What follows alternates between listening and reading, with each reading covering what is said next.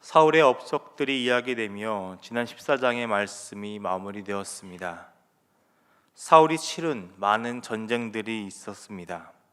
그 전쟁 중 사울의 불순종이 확연히 드러난 전쟁의 이야기가 오늘 본문의 이야기입니다.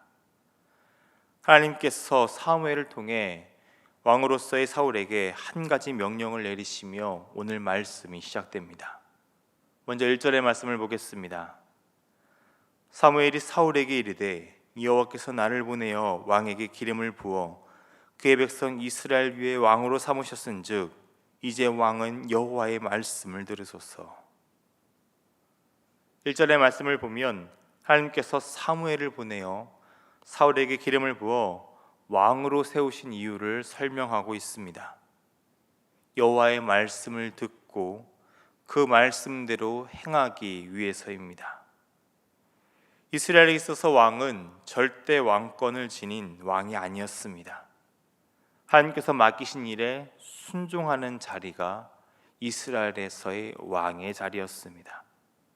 그렇기 때문에 하나님의 말씀을 듣는 일에 힘을 쓰는 자가 바로 왕이어야 했죠.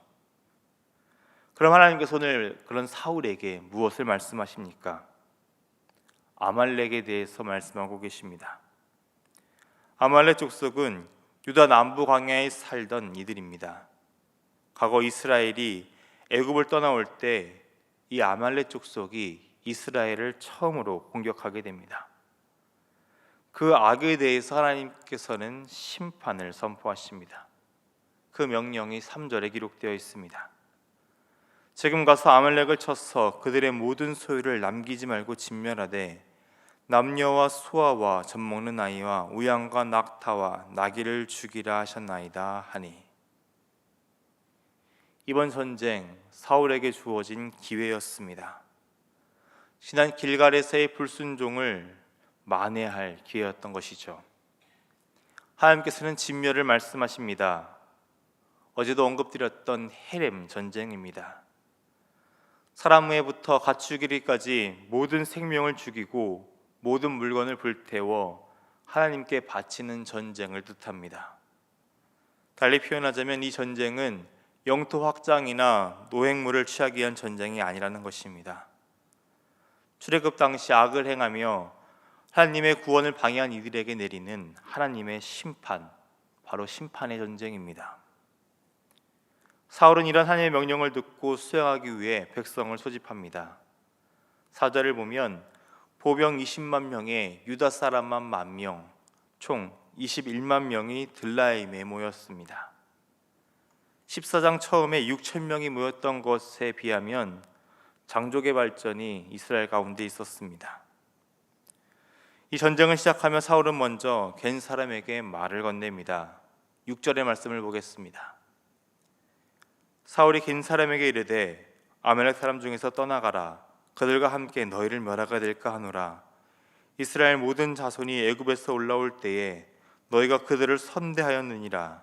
이에 겐 사람이 아말렉 사람 중에서 떠나니라.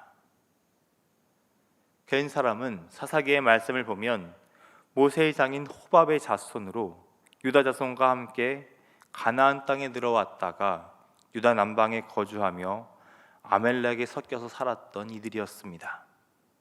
말씀을 보면 출애굽 당시 겐 사람들이 이스라엘을 선대했다고 합니다.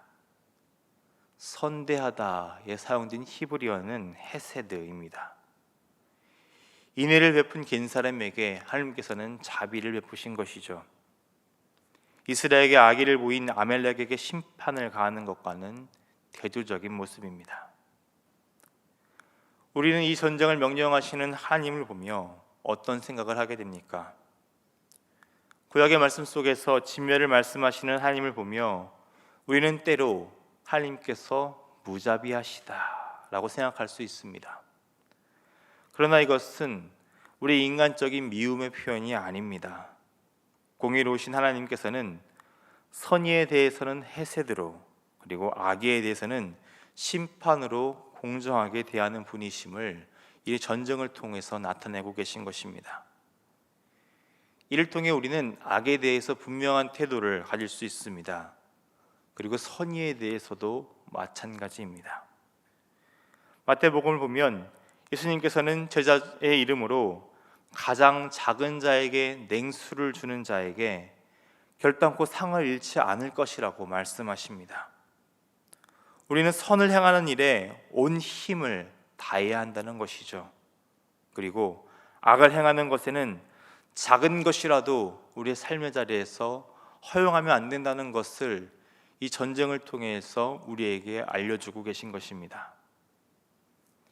이렇게 악에는 심판을, 선의에는 해세들을 가하는 이 전쟁은 7절부터 9절의 말씀으로 설명되고 있습니다. 그런데 이 말씀을 보면 문제가 있습니다. 사울이 하나님의 명령을 온전히 순종하지 않은 것입니다. 순종한 척만 하고 있습니다. 아말렉 왕인 아각은 살려둡니다. 가축 중 좋은 것 또한 진멸하지 않습니다. 하찮은 것에만 말씀대로 순종하며 진멸합니다. 사울의 욕심이 여기에서 드러나고 있습니다.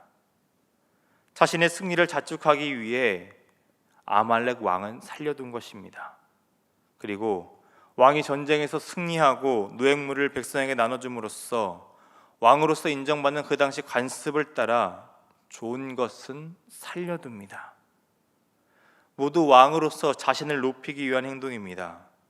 이런 사울을 보며 하나님께서는 사무엘을 통해 11절과 같이 말씀하십니다.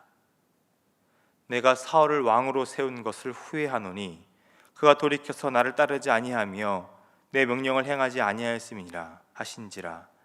사무엘이 근심하여 온 밤을 여호와께 부르짖으니라. 하나님께서 사울을 왕으로 세우신 것을 후회하신다고 합니다. 민수기 23장 19절을 보면 하나님은 인생이 아니시니 후회가 없으시도다 라고 하신 것과는 모순되는 말씀처럼 보입니다.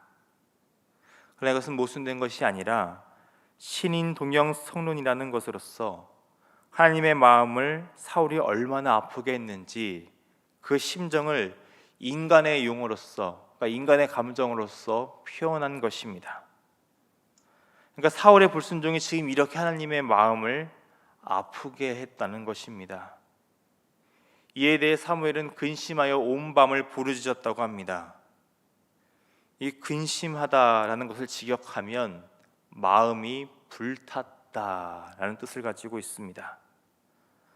그러니까 하나님의 마음을 아프게 한 이 사울에 대해 사무엘은 이렇게 실망한 마음으로 분노했다는 것입니다. 그 마음을 가지고 사무엘은 사울을 만나기 위해 아침 일찍 일어나 나갑니다. 그런데 하나님의 마음도 모른 채 사울은 자신을 위해 기념비를 세웁니다. 하나님의 승리를 가로채 자신의 승리로 만든 것입니다. 그렇게 불순종으로 악을 행하면서 사울은 13절과 같이 말하고 있습니다. 사무엘이 사울에게 이른즉 사울이 그에게 이르되 원하건대 당신은 여호와께 복을 받으소서 내가 여호와의 명령을 행하였나이다 하니. 사울은 지금 자신의 승리에 기쁨에 취해 사무엘을 축복하며 여호와의 명령을 행하였다라고 말하고 있습니다. 그러니까 지금 나는 순종했다고 사무엘에게 말하고 있는 것이죠. 지금 들리는 양과 소의 소리는 제사를 위해 살려둔 것이니 지금 자신이 생각하기에는 완벽하게 하나님의 말씀대로 행하였다는 확신을 가지고 있었다는 것입니다. 그렇게 하나님께서 주신 기회를 인간적인 욕심으로 저버리고 맙니다. 사울은 하나님의 명령을 자신의 생각대로 해석하고 자신은 온전히 그 말씀을 순종했다고 착각합니다. 모든 것을 다 진멸하는 것은 아깝고 그러니 합리적인 선택을 해야 하나님께서 기뻐하실 것이라고 스스로를 합리화합니다. 선택적인 순종은 정확히 표현하면 불순종입니다. 순종의 여부는 하나님의 말씀을 100%대로 행했는가입니다. 단 1%라도 자신의 생각을 개입해 선택적으로 했다면 그것은 불순종과 마찬가지입니다.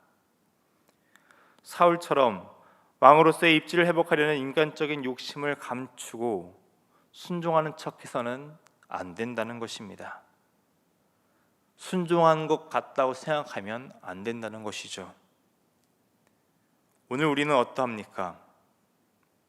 사울과 같이 우리도 이런 마음을 품고 하나님을 속이고 우리 자신도 속이고 있지는 않습니까? 그렇다면 돌이켜야 합니다. 온전히 순종하는 삶을 살아야 합니다. 하나님의 말씀을 듣고 들은 그대로 행하는 것이 바로 순종의 모습입니다. 오늘 우리는 하나님의 마음을 아프게 하는 자가 아닌 순종으로 하나님의 마음을 기쁘게 하는 자가 되어야 합니다. 오늘 하루도 우리에게 주신 하나님의 음성이 있습니다. 하나님께서 말씀을 우리에게 허락하셨습니다. 그 말씀에 귀를 기울이며 우리의 생각을 내려놓아야 합니다. 그리고 그대로 순종하는 삶을 살아야 합니다. 오늘 말씀과 같이 사울이 하나님의 마음을 아프게 했던 것처럼 우리가 그렇게 하나님의 마음을 아프게 해서는 안 됩니다.